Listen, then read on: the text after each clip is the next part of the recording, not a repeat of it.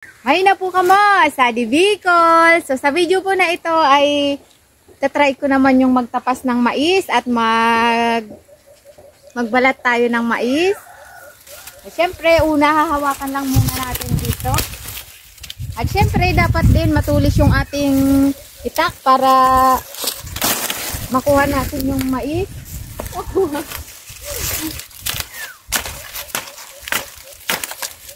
So, sobrang ano na kasi guys, sobrang tuyot na yung puno ng mais. Kaya medyo ano na oh. Tapos nasasama na yung gamot niya.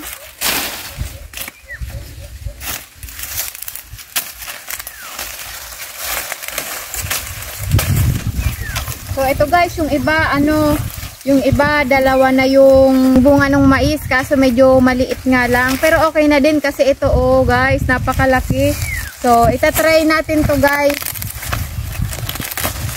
Itatry natin tong balatan.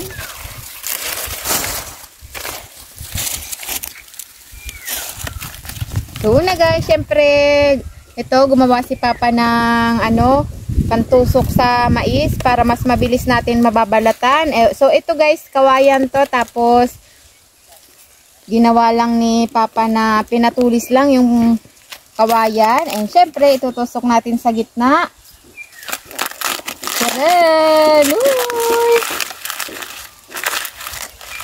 So maganda to guys, ngayon ng mais kasi siksik yung niya, siksik, tapos mabigat. Uy, siksik, liglig at umaapaw.